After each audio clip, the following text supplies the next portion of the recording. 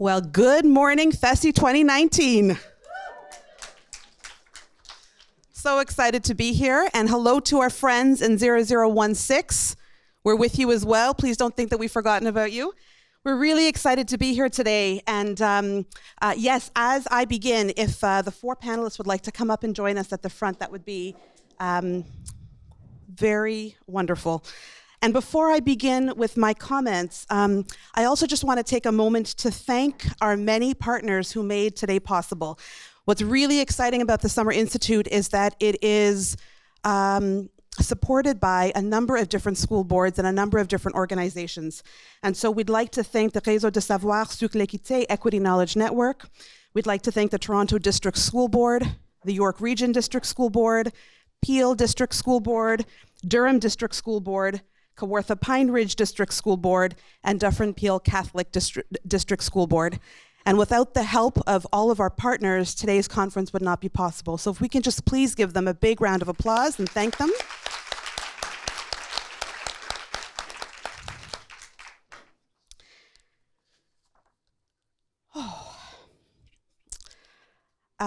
Today's conference, over the next 2 days, promises to be a dynamic and thought-provoking conference.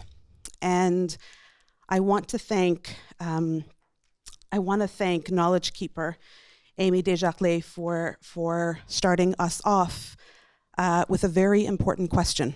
And she was very generous, but very pointed in what she was saying about this being the first bilingual conference in the Faculty of Education, recognizing that we are on lands with many indigenous languages, and what that means about how we understand equity, how we understand decolonizing these spaces. And so I just want to thank you for naming that, and thank you for starting us off with some tough conversations, realizations, thinking about how we are complicit in this work. For those of you who have attended the Summer Institute in the past, you'll know that this is not a conference that provides the latest tips or tricks or techniques for our work with young people.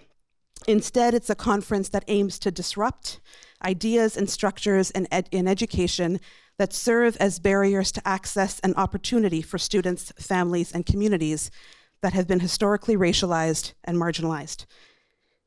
We are in a time, provincially, nationally, and internationally, that is once again threatening the very fabric of education and community through new and harmful iterations of colonialism, racism, imperialism, xenophobia, ableism, classism, capitalism, and heteropatriarchy in our ideas, our structures, and our policies.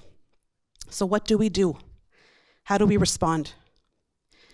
How might we promote and encourage collaboration, solidarity, and movement building in the current political climate?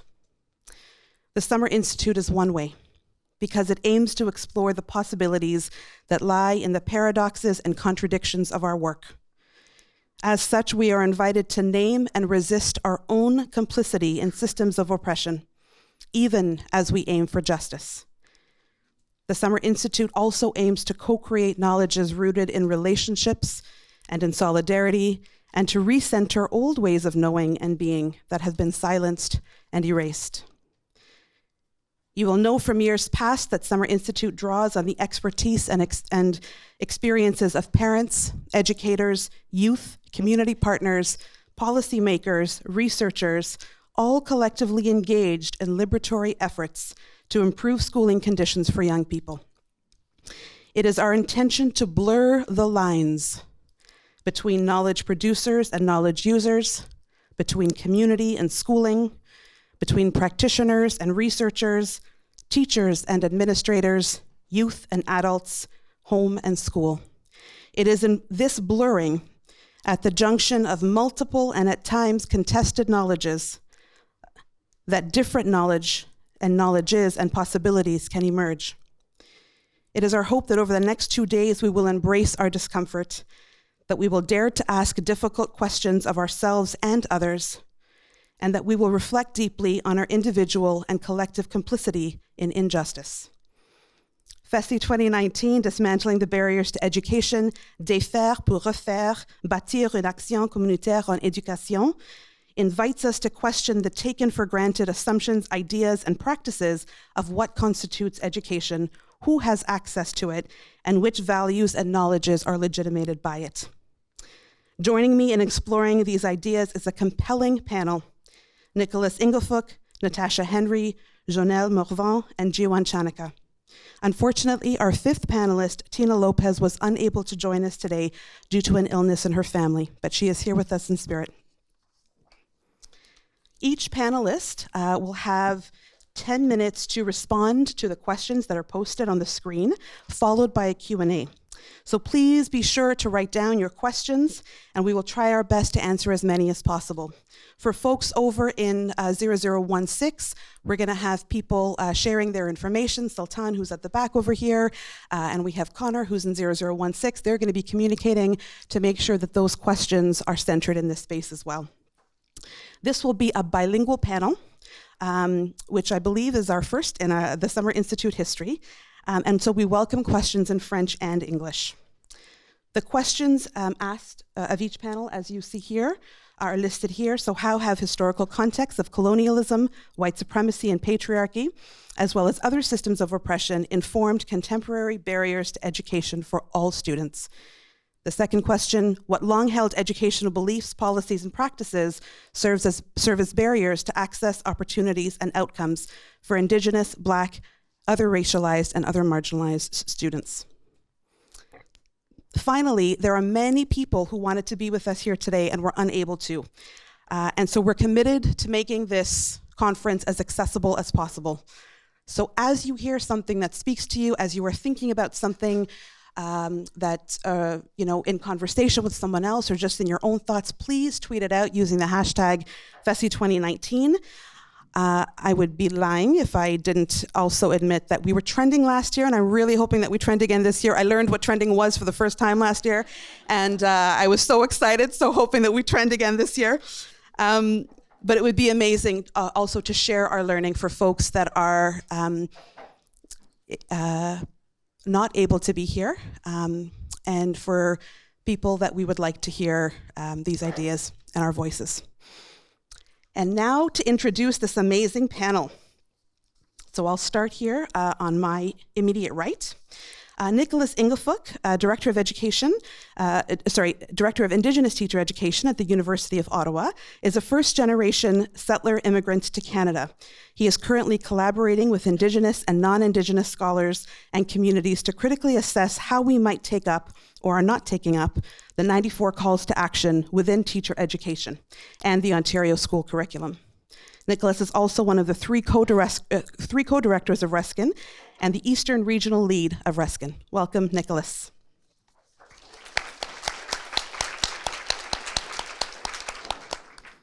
Next, we have Jonelle Morvan. Statistician and economist in a former life. Jonelle Morvan was a math teacher and department head for many years before accepting a position in 2009 as an education officer at the Ministry of Education, where he's been working since. He holds an M.Ed in Educational Administration from the University of Ottawa and an honor specialist in mathematics from here, York University, and both principal's qualifications. Jonelle has taught mathematics and French as a second language at Wilfrid Laurier University and a master's level course on issues in educational leadership related to mathematics at the University of Prince Edward Island. He is currently pursuing his PhD in educational leadership and policy studies at Brock University. His research interests focus on school leadership, inclusion, equity in mathematics, mathematics achievement of racial minorities, and teachers' expectations. Welcome, Jonelle.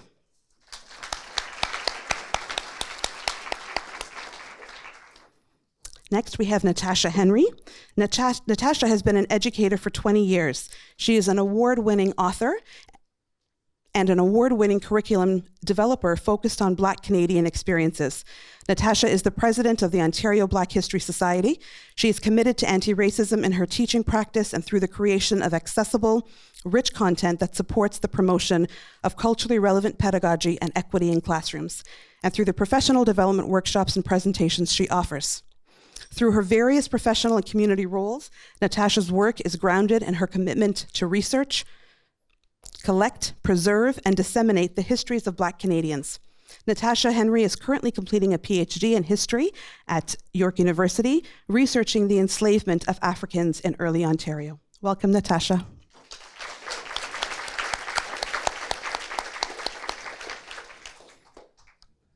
And finally, we have Jiwan Chanaka, who is the Superintendent of Equity, Anti-Racism, and Anti-Oppression at the Toronto District School Board. Jiwan's work is focused on embedding an anti-oppressive approach through structures that impact student achievement and well-being. Jiwan's past includes his work at the Ministry of Education in Ontario and the Inclusive Education Branch, and prior to that, a principal and teacher in York Region District School Board. He has consulted with the United Nations University of Peace as part of a team to develop a curriculum framework on peace education in the Islamic context, implemented in various parts of the world. Jiwan is the recipient of the Queen Elizabeth Diamond Jubilee Award for his work in education and community service, and a Promising Practices Award from the Character Education Partnership based in Washington, D.C., for the Helping Hands Initiative. He recently received a Human Rights Award from the National Council of Canadian Muslims and the Mary Samuels Education Leadership Award in November 2017. Welcome, Jiwan.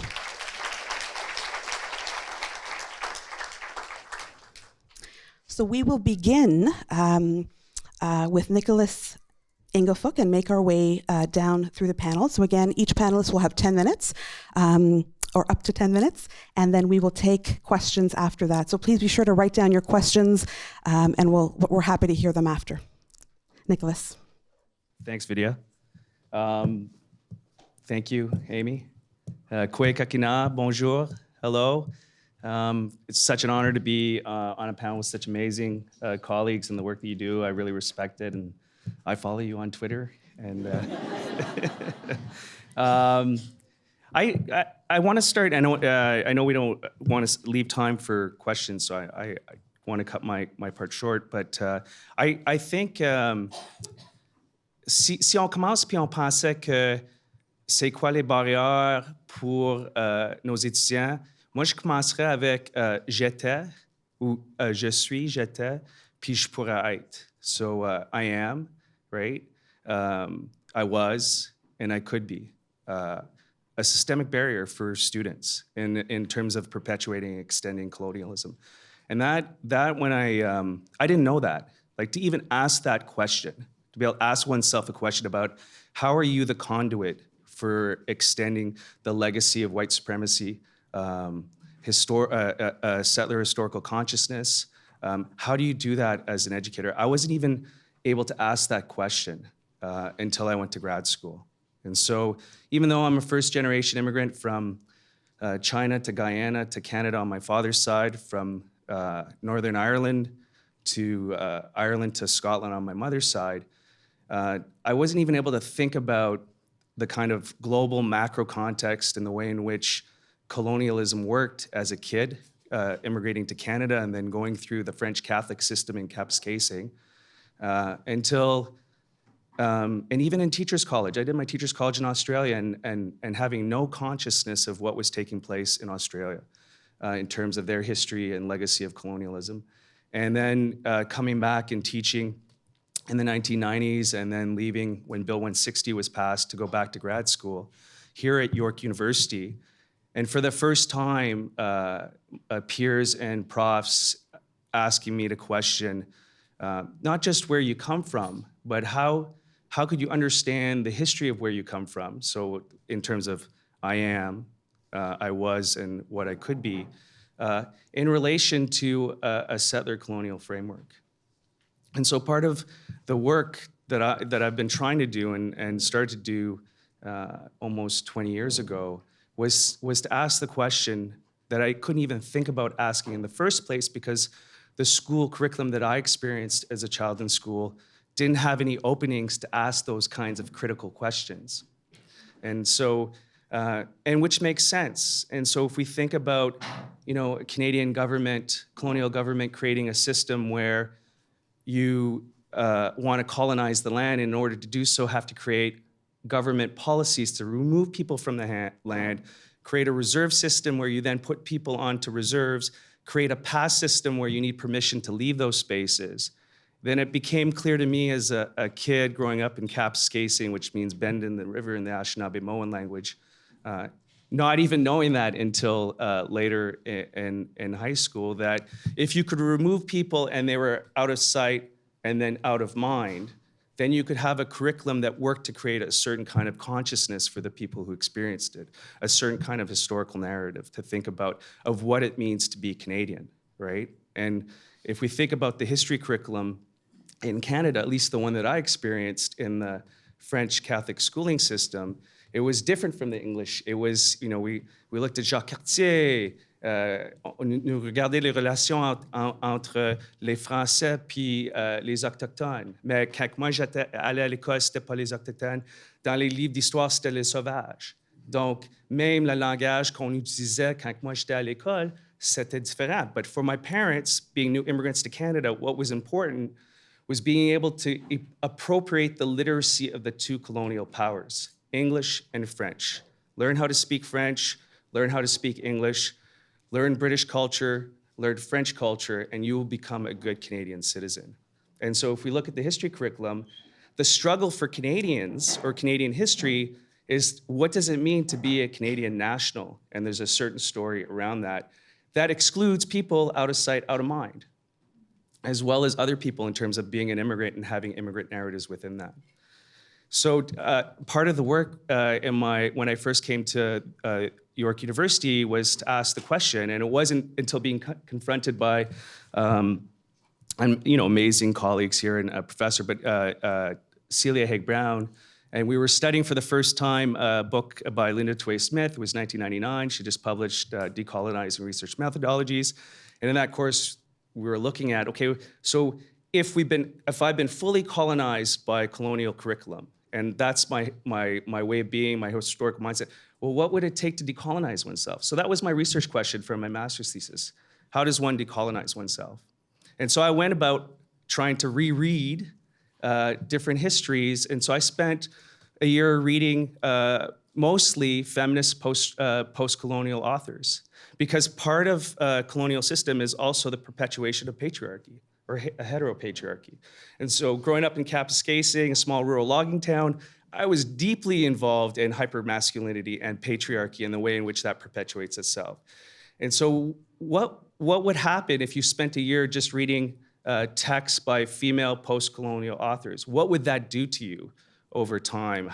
Could that help you to decolonize yourself in the sense of being able to think a different way about rereading the past, or being in the present in relation to thinking about the past and imagining a different kind of future. So that was the project that I did, was how does one decolonize oneself? And I went back and looked at some of the texts I read in high school, tried to think autobiographically about what would take place on the schoolyard and in school, trying to learn d'apprendre français comme une deuxième langue, d'être immigrant dans une petite ville de Kapuskasing.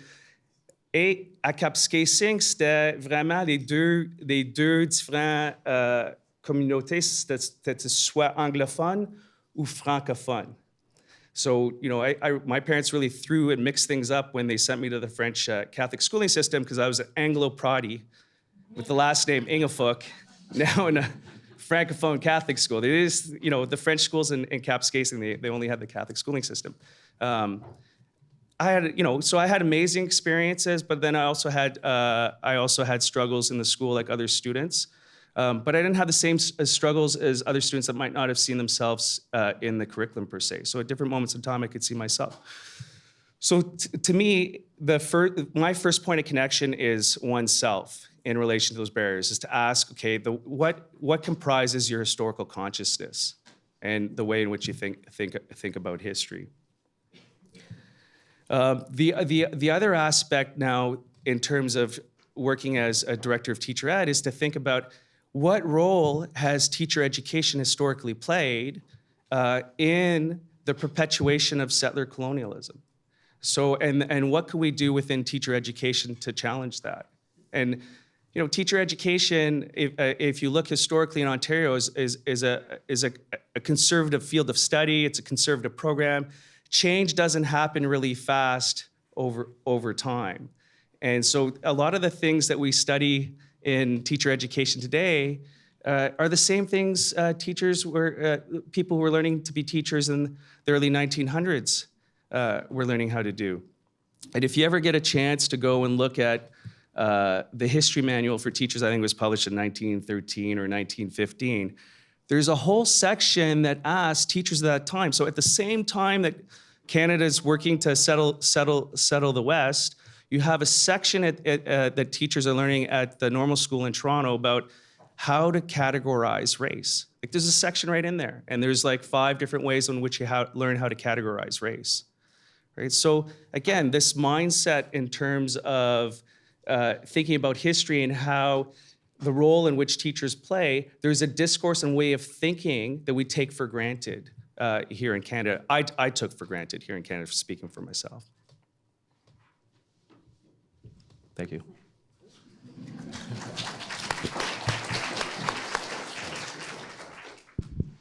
Thank you, Nick. Chanel.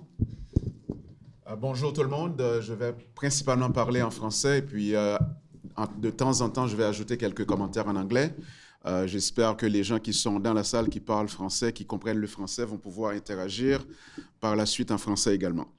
J'aimerais commencer par prendre le temps pour dire que je suis un employé du gouvernement, du ministère de l'Éducation, mais je ne suis pas ici en tant que représentant du ministère ou du gouvernement. C'est important de faire cette précision parce que pour venir ici, ça demanderait d'aller jusqu'au bureau des grands et j'ai décidé tout simplement de prendre une journée de congé pour venir ici parce que c'est une cause qui est extrêmement importante pour moi. I am among those who are always asked, where are you from? To which question I always answer, from Mississauga. And they would insist, but which country? I would say, in Ontario, Canada. And I always end up telling them proudly that I am an immigrant and that I come from Haiti. You will understand that these questions are very uncomfortable and they are not very interesting for my daughter, who was born here, and my 3 sons who were born here in the Toronto area. They speak French and they speak English without any accent. So when somebody sees them because of the skin color and asks them, where are you from? You understand that their reaction may not be as soft as mine. The same way that I am always aware of where you're from question, I also always have at the back of my mind the historical context of colonialism, of white supremacy, and other systems of oppressions. Being from the first Black independent nation, Haiti, I am reminded at all times how colonialism, white privilege, and other systems of oppressions inform and normalize all kinds of barriers in education for some students. Et comme nous nous réunissons aujourd'hui ici, je pense que c'est important qu'on commence à penser à quelques questions qui sont extrêmement importantes pour les gens qui sont en éducation. Et ces questions-là ont été soulevées dans le cadre de mes recherches et de quelques-uns de mes cours dans le cadre de mon doctorat. Lequel doctorat j'ai décidé de commencer parce que lorsque j'enseignais les mathématiques au Collège français sur la rue Carleton, vous savez, le Collège français, c'est une école de la région de Toronto, comme bien d'autres écoles, où on a des élèves qui nous arrivent de Regent Park, mais on a également des élèves qui nous arrivent de Rosedale. Donc, on avait ce mélange de gens très riches et de gens qui nous arrivent des appartements subventionnés et d'une zone qui est réputée comme une zone dangereuse dans la région de Toronto, où il y a beaucoup de pauvreté, il y a beaucoup de misère. Et lorsque j'enseignais les mathématiques au niveau préuniversitaire, il y a 2 de mes élèves, à un moment donné, en 10e année, qui m'ont approché au début d'une classe, 2 élèves de race noire, qui m'ont dit, « Monsieur Morvan, why is it that in your pre-university and IB courses, while our school is 40% Black, and in your courses, everyone is white?" I looked at them. I didn't have any answer for them. And I said, that's a very interesting question. Why don't we ask the class? That's the good way to buy some time when you don't have an answer. And we spent 10, 15 minutes talking about it. And at the end, we didn't have an answer, a clear answer, but we all understand what happened.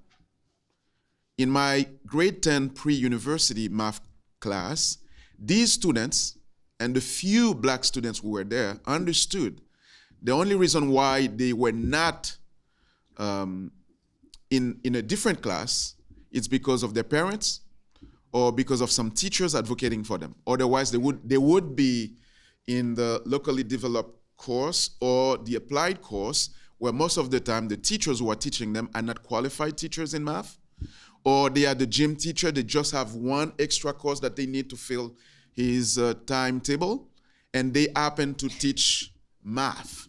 So you understand the challenge for these students who are forced to take some math courses, and they know for sure it's a dead end for them. So the questions that I think we need to address as we discuss these issues are children of the marginalized predestined to reproduce children who are in turn marginalized?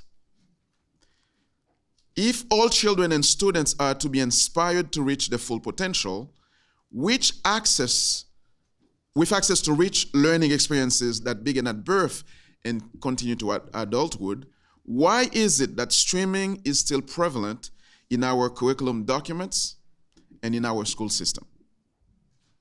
I would say from an ethic of critique, an ethic of care, and an ethic of justice, we should ask the question, whose responsibility is it to change the status quo? Dr. Carl James and Tina Turner in their 2017 report recognized that for at least 30 years, the provincial government has been aware of and has tried to address unequal educational outcomes. Pourquoi est-ce que ça a pris tout ce temps? Pourquoi est-ce que c'est un problème avec lequel on compose depuis les 30 dernières années ou plus? Y a-t-il des forces qui empêchent que nous ayons un changement dans le système d'éducation?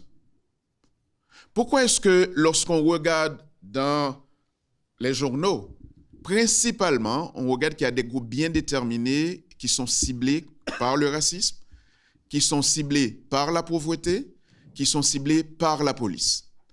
Le travail que nous faisons en éducation, on doit se remettre en question pour se dire, mais quel genre d'élèves, quel genre de citoyens est-ce qu'on prépare pour l'avenir? One may contend that it is a vicious cycle of economic disenfranchisement. In the US, many scholars argue that social class differences in students' families account for a substantial portion of the achievement gap between majority and minority youth, as African American and Hispanic parents have historically had lower levels of education, occupational status, and income compared to whites. Some people may say, oh, that's not the same in Canada. Au Canada, on a une société où il y a beaucoup d'équité, il y a beaucoup de justice, mais ce n'est pas l'expérience que j'ai. Quand j'étais dans les écoles, ce n'est pas l'expérience que j'ai. Dans les cours de mathématiques préuniversitaires et dans les cours de BI que j'enseignais, très souvent, les élèves qui étaient là, c'était des élèves nantis, des élèves de race blanche, et non les immigrants comme moi, et non les élèves de race noire comme moi. Il y a donc un défi important à adresser, et je pense que for those of you who may think maybe in Canada things are not the same, the work of Galabuzzi points to that, points to the role of historical patterns of systemic racial discrimination as key to understand the persistent overrepresentations of racialized groups in low-paying occupations and low-income sectors, the higher unemployment, and the poverty and social marginalization. Historical patterns of differential treatment and occupational segregation in the labor market and discriminatory governmental and institutional policies and practices have led to the reproduction of racial inequality in other areas of Canadian life. We cannot say that we are in education without thinking about transformation, without thinking about change. Our work involves transforming the society. Our work involves change in this society. If we are pleased with what's going on at the moment in our education system, I don't think we are at the right place. We have to question ourselves to understand why there are forces preventing changes to happen in education. In Ontario, many voices have been advocating for change in the education system. Among them are the voices of Curtis, Livingston, and Smaller in the groundbreaking work Stacking the Deck, and Clenfield and all of the same work, Restocking the Deck. They said from its origins in the middle of the 19th century, public education in Ontario has worked to ensure that the majority of working class people will remain in the class of origin, while recruiting a small and select minority of them for social mobility. J'ai un problème avec le fait qu'à chaque fois qu'on se présente quelque part, dans les emplois les mieux payés, on ne retrouve pas les minorités. Et si on les retrouve, malheureusement, ces gens ne pourront pas briguer à d'autres postes, comme aller, par exemple, dans des postes de responsabilité ou aller, par exemple, à la direction. Il suffit de regarder nos conseils scolaires, il suffit de regarder nos ministères, il suffit de regarder nos universités pour voir, même lorsque la population étudiante est très variée et très diversifiée et représente la diversité de Toronto, de l'Ontario, et on regarde dans les prises de décision, dans les positions d'autorité, malheureusement, on ne retrouve pas ces gens. Et je pense que c'est important que, alors qu'on questionne toute cette inégalité qu'il y a en éducation, alors qu'on questionne tout ce qui s'est passé historiquement, de se dire, mais quelque chose doit se faire pour que ces différentes voix puissent être entendues et avoir une place à la table pour apporter des changements. The OECD's Equity and Quality in Education Supporting Disadvantaged Students and Schools report and acknowledge that the best education system across OECD countries are those that understand the need to combine quality and equity.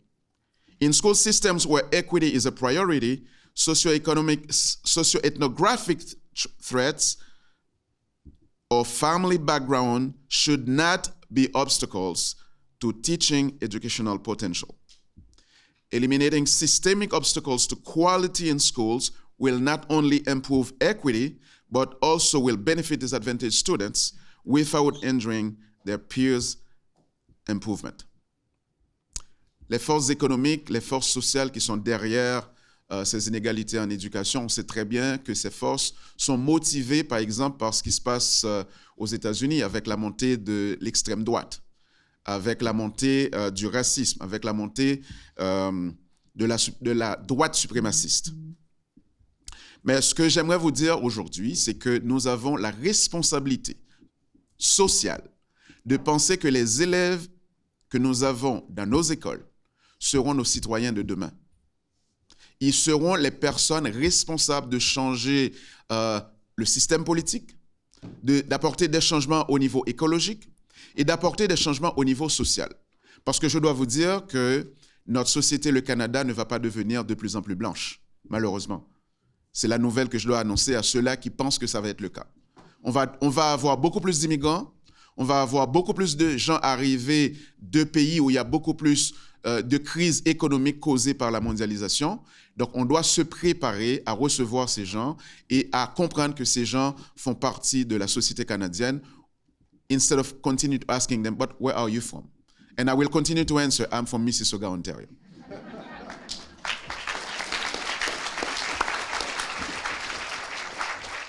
Thank you very much.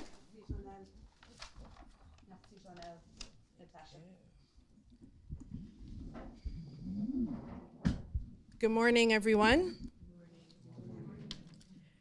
So for me, I'm going to share, have a specific focus on the experiences of Black students and Black families in response to this question. Yesterday, August the 20th, marked the 400th anniversary of the arrival of 20 and odd Africans in Jamestown, Virginia. And so there's been a lot of discussion around this issue. And some people have talked about the significance of the date, while other scholars have said that by only focusing on this date or putting a strong emphasis on this date, that it kind of distorts the history of the transatlantic slave trade. Slavery, the enslavement of African people and the trade in African people began, in the 1500s, and the presence of African people who were forcefully brought here is documented before that time in British North America. And I wanted to point out that 9 years after 1619, we have the first documented enslaved African here in what we now call Canada, a young boy who was given the name Olivier Lejeune in Montreal. So this forced dispersal of African people is integral to understanding the history and the experiences of Black students in a colonial educational system. We see through these processes of imperialism and colonization, we see how the power of elite white men are grounded in this system, and we see that the stealing of indigenous lands and the stealing of indigenous Africans are part of that, have been part of that project in order to grow these colonies on this side of the Atlantic, including here in Canada. And it's through those processes over time that we come to get the construction and the meaning of race and racism. We get the codification of race. We come to understand what white is, what African or Black is, and what indigenous is. As it pertains to those who were of African descent in this history of enslavement, in the so-called New World, we understand who it was that was held as slave property. When we look at the history here in Canada, we see that people who were of African descent were not enslavers. We see that people of European descent and indigenous people trafficked in African people here in Ontario and in Quebec and in earlier colonies as well. And so we see how race starts to play out on these particular territories. And this is then reflected in our public education system. Our public education system is a colonial institution. And it replicates, maintains white supremacy, colonialism, patriarchy, and racism. So when we look at education, for example, in Africans who were enslaved, one of the things was that it was against the law to educate those who were enslaved in some places. So the withholding of education because of the power of that possibility. We also come to see how race shaped colonial public education. And so we see that there are racially segregated schools that Black students attended, again, right here in Ontario and in Nova Scotia and in other parts of Canada. We see that Indigenous students are the ones who are attending residential schools, and we see that common schools or public schools are more or less reserved for predominantly students of European descent. And so we see how the codification of educational spaces, the racial codification of educational spaces. And so this produces anti-Black racism and replicates that throughout the educational system, continuing through today. And so what does anti-Black racism look like in our educational system coming from this particular history? One of the key things that persists in education as it relates to Black children is the idea of Black intellectual inferiority, or Black people as less than human. And we see that a racist colonial system produces racist inequities and injustices, and that continues to today. Something that Dr. Saidiya Hartman calls the afterlife of slavery, how African enslavement has morphed and evolved into modern virulent forms of anti-Black racism and structural inequities. And this is evident in the unfortunately persistent outcomes and experiences of Black students. And Jonelle mentioned Dr. James and Hannah Turner's report, one of the more recent reports that documents that experience. But we have a few decades of research around the experiences of Black students and the advocacy of Black parents and educators to seek to address these issues. And so what long-held educational beliefs, policies, and practices serve as barriers to access opportunities and outcomes for Black students? The beliefs, policies, and practices that operationalize our educational system all perpetuate this idea. And so we have to connect them to say that, again, as I mentioned before, that the entire system it creates barriers for Black students. And again, getting back to the idea or the functioning of scientific racism ideas around the presence and the functioning of Black students. A few other things I wanted to point out as it relates to long-held barriers. The silencing of educators, of Black educators, or other educators who work tirelessly to address issues of anti-Black racism in education. And so we have a system where sometimes it's calling for change in some respects, and then when those step up to the plate to try to address these changes, the same system then itself acts upon those and seeks to silence them, to contain, to ostracize them, which has devastating effects for the work that we're trying to do. And again, we're talking about the system as it relates to Black students, but Black educators are also in the system as well, and so that anti-Blackness also impacts Black educators as well. So we have, as I mentioned, this, the effort to contain, and then the functioning of the system again is used as a way to kind of thwart some of the work that some Black educators or non-Black educators are trying to do in this regard. We have the questioning of some of the professionalism or the educational background and some of the people doing some of the work. And because you're said to be a Black educator, that you're only speaking from the place of your Blackness and not from a place of expertise or study or qualification. And so that again is another systemic piece that operates to thwart the work that's being done. The policies and practices that are seemingly colorblind, race neutral, and fair maintain racial inequities. The goals of an educational system that force students to assimilate also perpetuate these barriers and are part of the barriers as well for Black students. One devastating, long-standing view of Black students was captured in the words of nuns who were teaching Black children at a colored mission. It was called the Colored Mission in Windsor, Ontario in 1890. And it's something that I share sometimes because it is actually, unfortunately, some timeless words.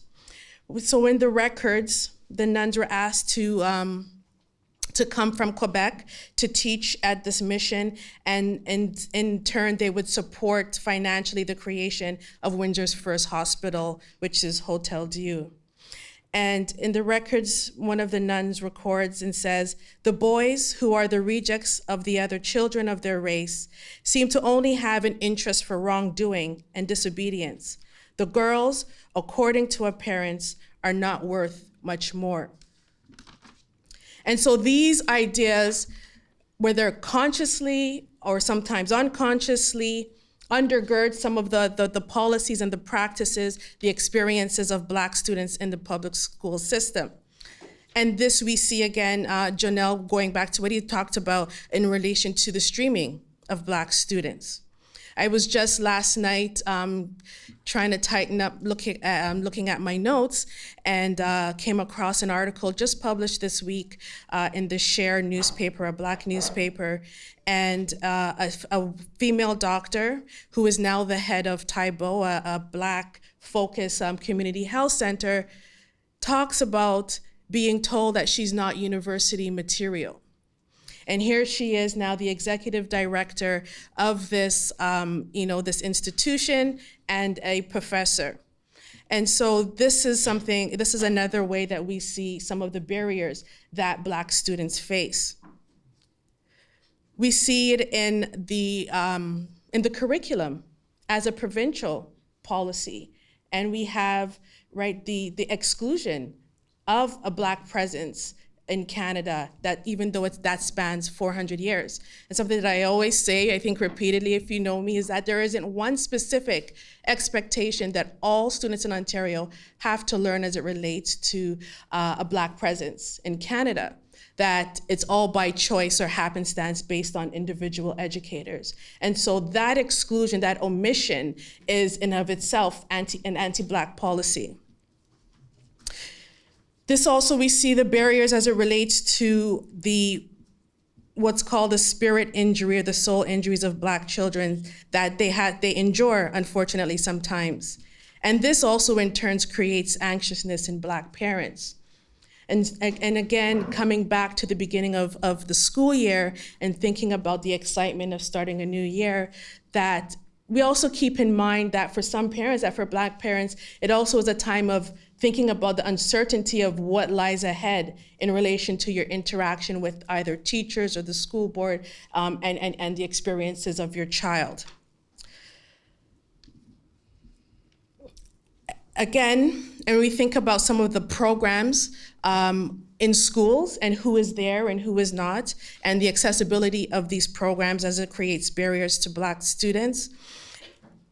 I should point out too that the absence of Black students in some programs that are marketed to make school boards or school programs more appealable to the general public, the absence of Black students increases the attraction of some of these programs. And again, where are Black students in which programs? It's often we see a racial disproportionality in regards to some school programs. So we need to ask, what is the educational debt owed to Black children as a result of this history, which Gloria Latson-Billings discusses? What systemic interventions need to be made to change the course for Black children as a group? We recognize that many Black children get through the system, but as Dr. Bettina Love recently says, we want to do more than just survive. And how are we going to do this work? And whose scholarship are we going to use in order to guide some of the steps that need to be taken to address the racial disproportionate outcomes for Black students? I argue that by not drawing on Black scholarship or by whitewashing the intellectual work of Black scholars, such as Black feminist theory and intersectionality, this perpetuates an idea that there is no Black thought, something that I pointed out earlier as it relates to Black intellectual inferiority. How are we ensuring that we are looking at the radical tradition of Black thinkers and Black scholars to help to improve the conditions of Black students? And how are we thinking of education as transformative, as was mentioned, or for Black students in particular, thinking about education as repertory? How are we going to address, the historical, experiences that have impacted Black students. And I'll just close by saying that, in some of the historical records and the communication between Black parents and Black communities, and then Superintendent Egerton Ryerson, a lot of Black parents pointed to the fact that they pay their taxes and yet they are denied equal access to services and to common schools. And so I'd ask us to think about, how does that play out today again? How can we establish confidence in Black families to say that when they send children to school, that we definitely have their best interests at heart and that we will serve them in the best way possible? Thank you.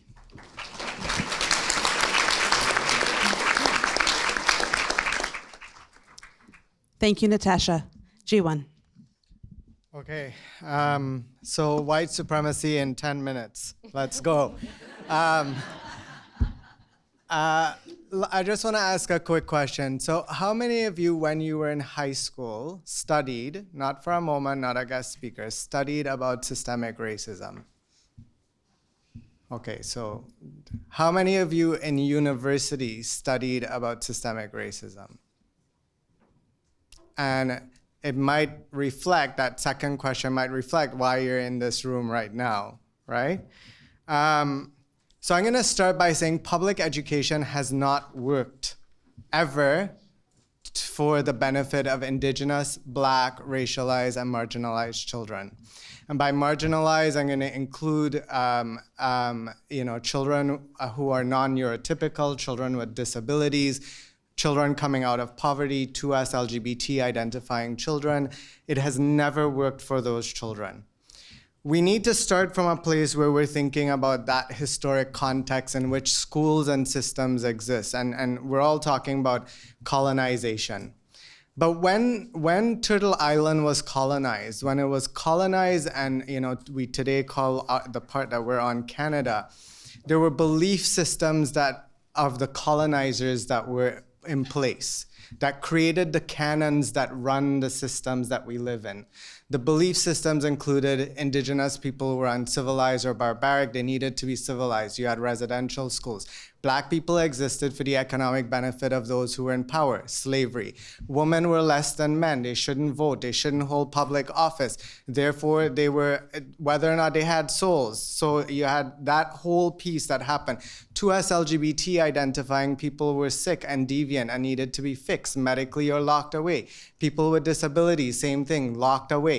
Non-Christian people needed to be saved. Let's fix them. And so those systems, those belief structures were in place, created the canons by which we follow today. If you look at the Education Act in Ontario today, it still talks about a Judeo-Christian mindset. It's still in the law, okay?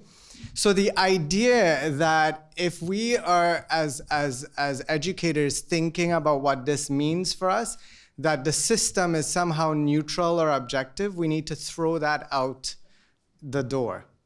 Because the systems were created based on a belief structure that existed. And yes, we might say, there's no more residential schools, and yet there's no more slavery. When you look at the outcomes for Indigenous students who are overrepresented, and Black students and racialized students, overrepresented in suspensions and expulsions and applied pathways, underrepresented in gifted pathways, there is a systemic problem that we are dealing with. And so if we can begin by understanding that public education has actually never served all children, we are going to be able to actually start in a good way so that we can lead to the repair, to reconciliation, to reparation, to restoring the notion that public education is in fact for all children. The other thing that we have to think about is why for so many of us, we got to adulthood and did not know that racism even exists. It is still a problem in 2019 to mention anti-Indigenous and anti-Black racism. People, oh my gosh, you might offend people. So there's a way that colonization had created whiteness as the norm. And how you can see this very, very easily, we can sit here in the room and talk about Black people, about brown people, about to us LGBT identifying people. The minute you say white people, right, it shuts down conversations all of a sudden. Now you're like, okay, you said the word white. So yeah, I did, because whiteness is a thing. So how do we talk about it and also think about what this means for us moving forward? When you think about how schooling has created, if you think about your experiences in school, the books that you studied from, the literature, the music that you studied, the math that you studied, the maps on the wall that still has Africa not to scale that in the way it actually is, right? It's not to scale. The maps are actually wrong. When you think about going through an entire lifetime of schooling like that, we have been programmed in a particular way. So when I'm thinking about what that means for us and how that plays out, there's some things that I want to talk about that are similar to what my colleagues talked about, but I want to start from us as individuals. Because one of the things that colonization and capitalism created is this notion of the self, me, myself, and I. And it dispossessed us of notions of community. It dispossessed us of our connection to the land. It dispossessed us from our relationship with creation. And so in doing so, it became all about the almighty I, except we know that we don't function in our own world. And so today, one of the things, so Audre Lorde talks to us about, connecting to that part of the struggle of the oppressor who resides within us. And so I'm going to challenge all of us to think about how is it that we as individuals, maybe more conscientious than others, are in fact serving colonization and white supremacy in the way that we take things up by not being critical of ourselves and the ways that we are complicit with the way these systems and structures operate. And I'm saying this as somebody who is way up there in these systems and structures, right? So the other thing that when we start having these conversations, thinking about how it is we're often programmed to respond. We're often programmed to respond based on the fragility of adult emotions versus the urgent needs of children. Remember, I'm making a claim that public education nowhere on this continent has ever at any point in time served all children. The work of changing outcomes for the most disadvantaged, the most marginalized, for Indigenous, Black, racialized children continues to be the work of resistance. And by that, I mean that what we see is that success for children happens in pockets. It happens through initiatives. It happens in spite of systems, not because of them. And that is something that we need to really think about and grapple with. Because at no point have we gotten to that place. We use that word transformation and innovation, and we talk about those things. I mean, even for myself, I have the title, Anti-Oppression, Equity, Anti-Racism, which is great. And I've said to my colleagues all the time that, it's white people who gave me that title. If you ask me who I was as an educator, I never would have used the language of equity or anti-racism or anti-oppression. That was the how of my work. I would have said curriculum and instruction, innovation and transformation. That's my work, right? But it's interesting, again, as we navigate in the bodies that we're in and we use these tools to be able to try and bring awareness, where people will say, oh, so if you're talking about Black children or indigenous, must be equity. Not education for all, right? Not education for all. And so we have to grapple with some of those tensions. The Faculty of Education is one of those places that we really need to trouble, right? Because when we're still talking about math as neutral and not as culturally constructed, and math knowledges from different ways of thinking and knowing, that is highly problematic. Again, because it leads to erasure, and it is the erasure of whole groups of people and systems of knowledge. If you go to some indigenous nations, there is no word in those languages, First Nations, Métis, Inuit, peoples, for math, because it is a part of the way of life. It is about how they live. And so when we think about these pieces, we have to think about the difference between our intent and our impact. Because again, as adults, we continue to go to, well, it wasn't my intention, it wasn't my impact, and I'm a nice person. So guess what? Yeah, we're all nice people, but niceness, it ain't enough, right? And that's the thing that we have to think about, is that we have to get to a place where having these conversations are measured and monitored. Because if it is that we're in this for all children, you being a nice person does not mean that you are equitable. And we have to go into these conversations from the spaces of our privilege. So I know that I have access to spaces because I have male privilege. My privilege doesn't make me a bad person. I didn't ask for it, but I have it. I need to be aware that I have it. I need to know that I'm navigating it. And then I need to be able to use that privilege. And some of you have heard me say, to quote the great sage that is Spider-Man, with great power comes great responsibility, right?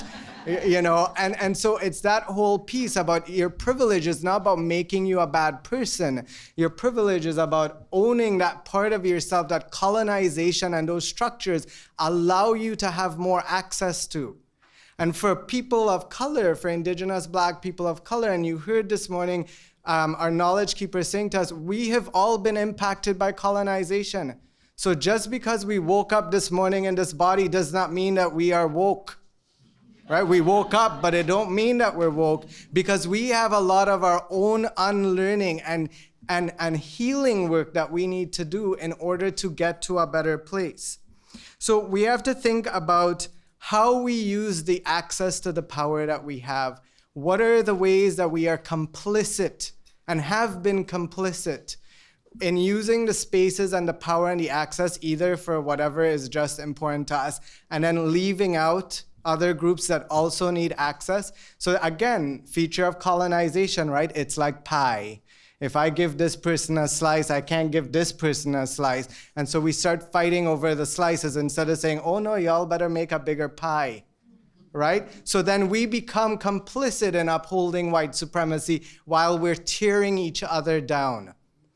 And so you heard Natasha say, where are the experts? Who are the experts that we're going to? Which voices are we privileging? If you're in classrooms, what are the materials that you're using? How have you constructed community for the children in that class to see themselves as knowledge producers, or all the racialized people, the caretakers in the school, right? And there's nothing wrong with being a caretaker.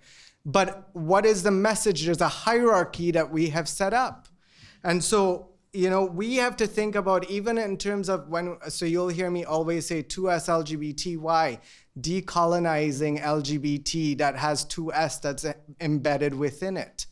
Indigenous people were here first. We have to think about, even within and amongst us in our communities where we are struggling, that we struggle together and in a good way. And so I just want to end off there, and to really, for us to think about, if you want to think about the impact of white supremacy, look at the Ontario government right now. Because I will tell you something, we like to look to the United States because we are nice and we are polite. It is exactly the same way here.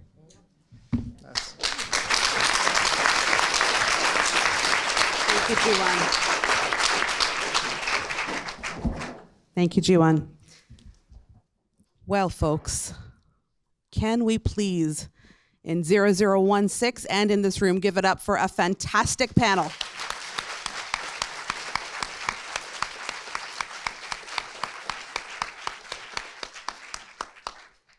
So we are running a little over schedule, but we do want to have time for a Q&A. And so what we're going to do is as I am explaining this, if you have questions that you'd like to ask the panelists, I'm going to ask you to please make your way over to one of the two microphones that we have on the stairs here.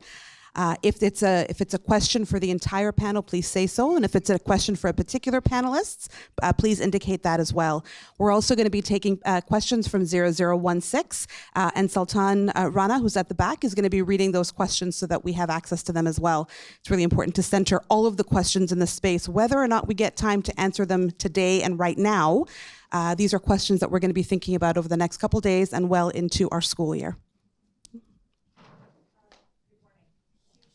All of you, my big question, my Google skills were not fast enough to keep up with some of the articles and research that was being named in what you were speaking. Is there a way that we can get references that were spoken about in this morning's panel? Yeah, maybe that's something we can funnel through. Yeah. So that looked like a yes. So what we'll do is we'll get references from the panelists after and send it out through Huva. Yeah, thank you. Just a question that has been asked over the years and still tends to haunt us in various institutions beyond education. Is it possible to use the master's tools to transform the system, or do you have to dismantle it and build something from scratch? So as this experiment of colonization continues, is it possible to work with it and somehow transform the system from the inside out, or do you need to start over?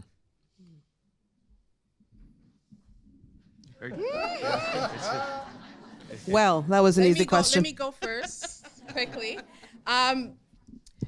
And so I think I thought about the title as well for the conference, Dismantling. And for me, I think we could disrupt, we can challenge, we can hope to minimize and mitigate. But as a system that it's inherently racist, colonial, I don't think we would ever eliminate completely all of the concerns and the oppression that students face in different regards.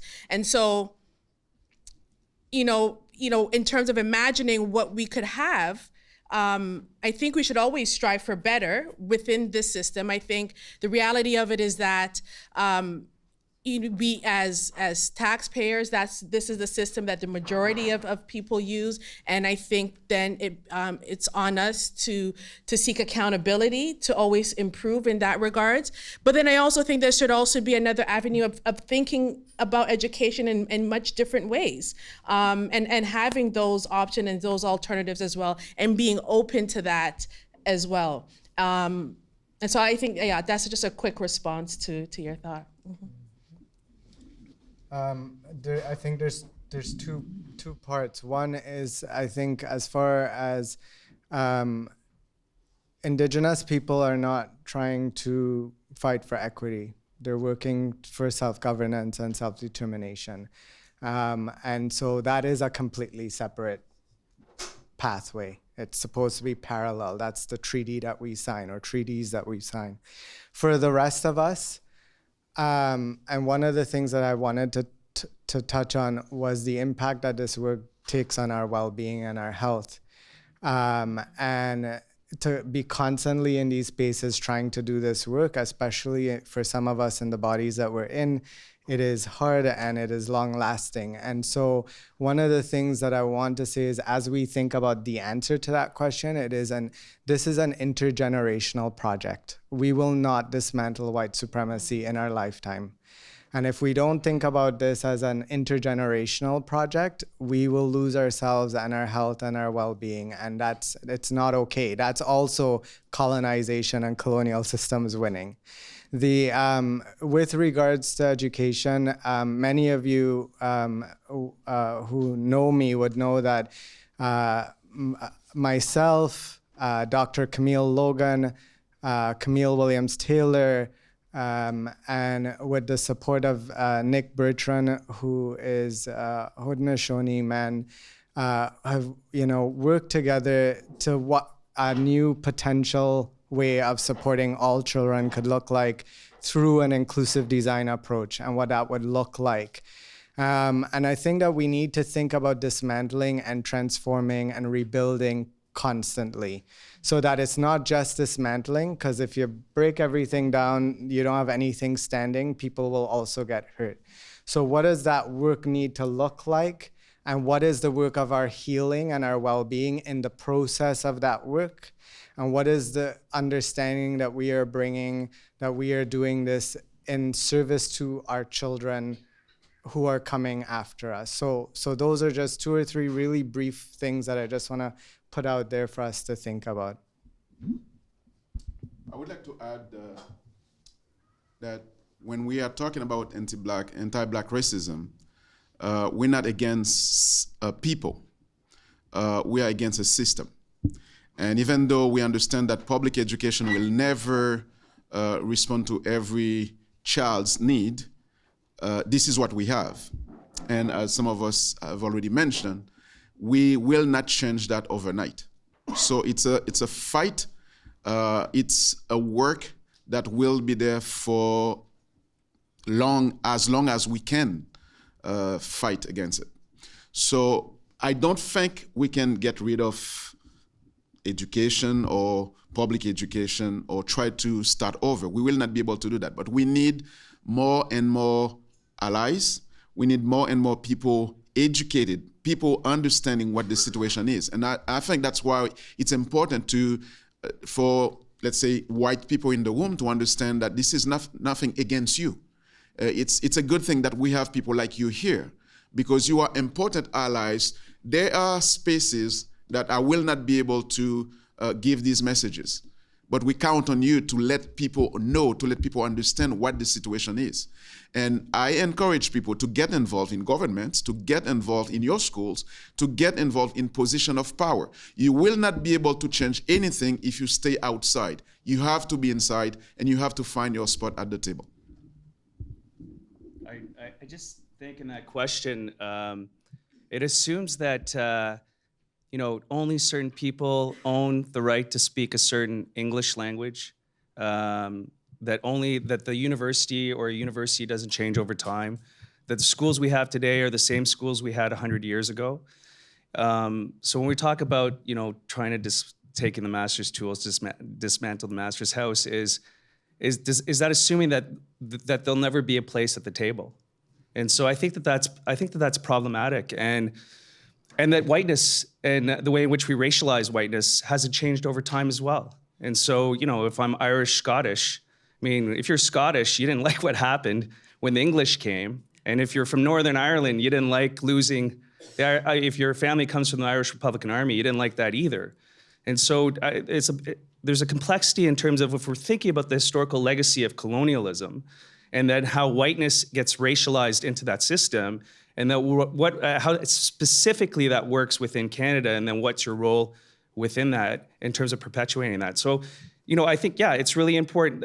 To me, I like to flip the question. I always, when people ask me where I'm from, I get that all the time, because my last name, when I show up, they look at my last name, they look at me, they look at my last name.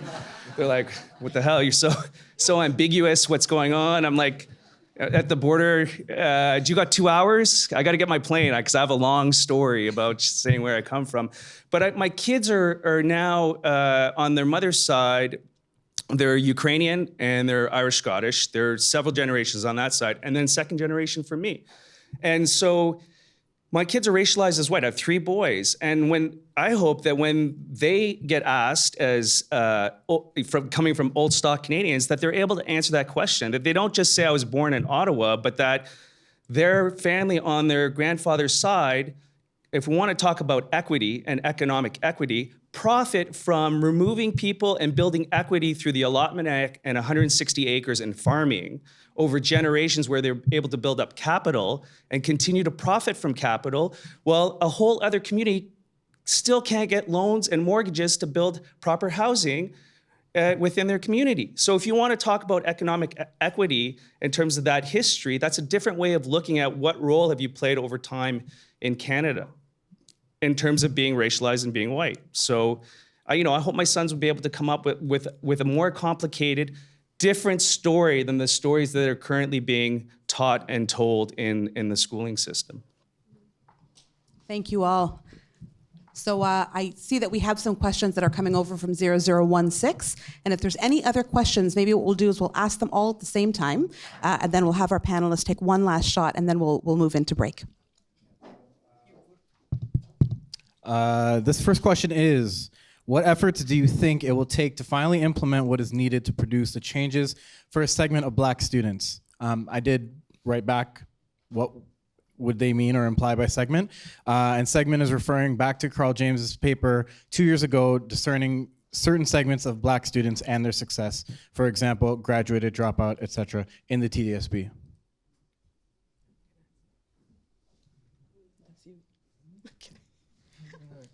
Anyone? So I think that we need to start from a place by recognizing that the system is built to be inherently anti-Black. And if we can start there, then recognizing what is the learning that adults need to be able to get in relation to the children that we are serving. If we're talking about public education for all children, and I know this past year we started in TDSB with all of our administrators doing learning around anti-Black racism, and beginning to start to think about what are outcomes for Black children. Because we've adopted inclusive design as our approach, it's forced us to put identity right on the table and in those conversations. And so it is becoming, it's not there yet, because again, this deconstructing these approaches will take time, but it's becoming more focused, our conversations about what are the outcomes for Black children in these schools. And that's becoming more of a system conversation versus, okay, I'm a nice person, or I'm an invested person, I'm going to do it. So that is the shift that we're trying to make right now. To add to that, whatever is implemented or attempted needs to be, you need a multi-level approach. And so, just focusing on one area, so just focusing on inclusion in the curriculum isn't just going to fix it. And things work in tandem, in parallel, in cohesion to reproduce these outcomes.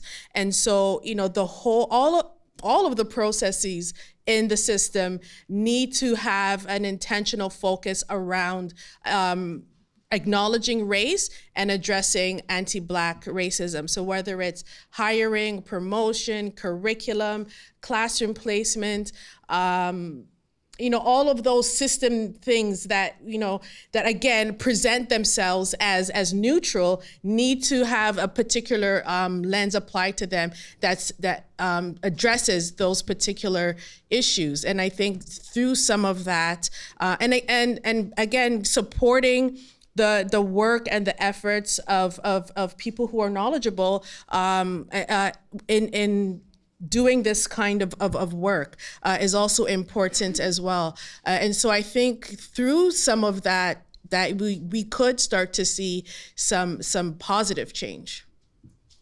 Je pense que je vais ajouter pour les francophones et les francophiles dans la salle que c'est important de comprendre la nécessité de collecter des informations. Je pense avec le travail de Patrick Case au cours des dernières années, TDSB a fait montre de leadership au cours des dernières années aussi. Tant et aussi longtemps qu'on n'a pas les informations, ça va être extrêmement difficile de faire valoir la nécessité d'avoir un système d'éducation qui répond aux besoins de tout le monde, mais en particulier des élèves noirs et des élèves autochtones qui sont très souvent marginalisés. Donc l'importance de collecter des informations, d'avoir des faits, est d'une extrême importance. Et je pense que ce n'est pas seulement le TDSB et un ou deux autres conseils scolaires qui ont besoin de faire ça. L'ensemble des conseils scolaires de la province ont besoin de faire ça pour pouvoir clairement montrer à partir de données que certains groupes d'élèves sont marginalisés, certains groupes d'élèves sont laissés pour compte et certains groupes d'élèves ont besoin d'appui.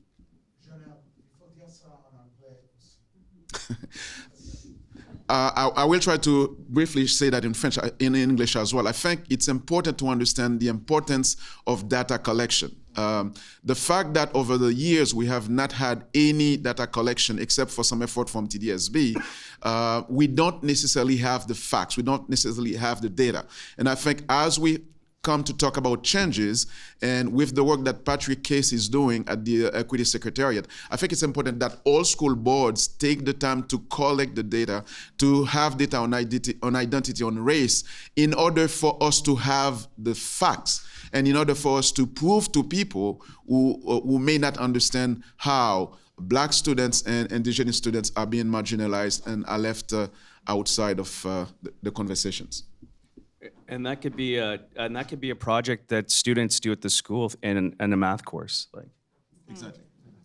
And just to add to that, I think also grounding in what needs to be done in recognizing the legal obligations and human rights that of Black students and what we are supposed to be doing as educators and ensuring that all children are educated to the best of our ability is also something that is very important as well in terms of hopefully, moving things from saying, well, Black parents are asking for something, instead of saying this is expected as a human right for children. And it's not, based on benevolence or white benevolence, if you will. That it is a legal obligation that we have to better serve Black students. We have a question en français. My colleague Jaffer will ask it from room 16. Donc, ça, c'est une question pour Jonelle. Selon vous, comment allons-nous améliorer cette discrimination dans nos écoles? Et quelle est la responsabilité des enseignants et des parents? Juste pour ajouter une autre petite question aussi à votre commentaire. Oui, je suis tout à fait d'accord avec il faut ramasser l'information, mais je dirais aussi qu'une fois l'information ramassée, recueillie, il faut utiliser cette information-là pour effectuer des changements positifs, faire des politiques et tout ça. Comment est-ce que vous pouvez répondre à ça? La première chose que je vais dire, c'est qu'on a déjà beaucoup d'informations dans le système qui nous permettent de comprendre qu'il y a des élèves qui sont marginalisés, qui vivent chaque jour du racisme et puis qui n'arrivent pas à réussir. Donc, le fait d'aller chercher davantage d'informations, c'est une excellente idée, c'est bien, parce que ça va nous donner les arguments nécessaires pour qu'on puisse transformer le système. Mais pour revenir à la question de la première question, je pense que ce n'est pas un travail d'enseignants et de parents seulement. Je crois beaucoup à la responsabilité des leaders scolaires. Il y a une recherche d'un collègue canadien qui s'appelle Rogers qui dit que les enseignants, le personnel enseignant représente le premier facteur qui va affecter les résultats des élèves dans les écoles. Et les mêmes auteurs disent il n'y a aucun cas de connu où il y a eu des changements dans les écoles sans les directions d'école, sans les leaders scolaires. Donc moi, je dirais, bien sûr, il faut amener les parents à la table. Bien sûr, il faut amener les enseignants. Bien sûr, il faut amener les communautés à la table. Et remarquez que je dis les communautés. Je ne parle pas de la communauté parce qu'on a de plus en plus de communautés variées et puis il faut que ces gens soient représentés à la table. Et je trouve que le thème d'aujourd'hui en français, pour moi, est d'une extrême importance. Bâtir une action communautaire en éducation. Donc, ce n'est pas quelque chose qui peut se faire de façon individuelle dans une école, par un enseignant ou par des parents, il faut que ce soit fait par la communauté scolaire, impliquant les parents, les autres partenaires dans la communauté, les élèves eux-mêmes, les enseignants. Mais je pense que tout ce travail-là ne peut se faire sans le leadership des directions d'école, mais également des surintendances. Merci. What we'll do is we'll take 2 more questions, but given our timing, we won't be able to answer them here, but we do want to center them in this space and encourage you to think about questions. So if you'd like to ask your questions. I'm just wondering how the educators protect their professionalism and reputation when they support and advocate for targeted marginalized students within a system that opposes those values and culture and agenda. Thank you.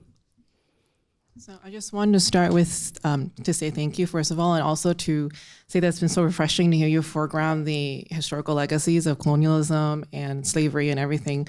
as a non-negotiable truth, because what I found working in schools and being in various equity committees at various secondary schools in Ontario is that the work often falls on teachers who have that passion and have that knowledge to then convince the rest of their staff, colleagues that, hey, this is a thing and this is the reality that we live with. It's honestly really frustrating to then have to talk about whiteness and then talk about privilege and have to undergo that whole process of seeing white teachers have to come to terms with their white identity, et cetera, and then have that take all the time that we are given top down to do any of this PD. And so I feel like it's imperative, it's not really a question, but it's imperative for school boards to provide funding to make sure every single teacher in Ontario understands this truth and comes to these PD and the limited time that's provided to teachers to do PD during the school year, come to that with that background knowledge already, and not for us teachers who are passionate about this to educate everyone else, because nothing ever gets done. It's, as you said, it's a white supremacy working, colonial systems working insidiously to undermine everything we try to do. Thank you so much for sharing that. Yeah. Okay. Last question. Here we go. Just want to be fair Fair to to 16. access here. With regards to whiteness, how do we engage students in conversations around whiteness and white supremacy, particularly among white students and those who benefit from whiteness? For example, white passing and close proximity to whiteness. Fantastic questions. And folks, we encourage you to take these questions into your next session, to continue thinking about them throughout the day, tomorrow, well into the school year.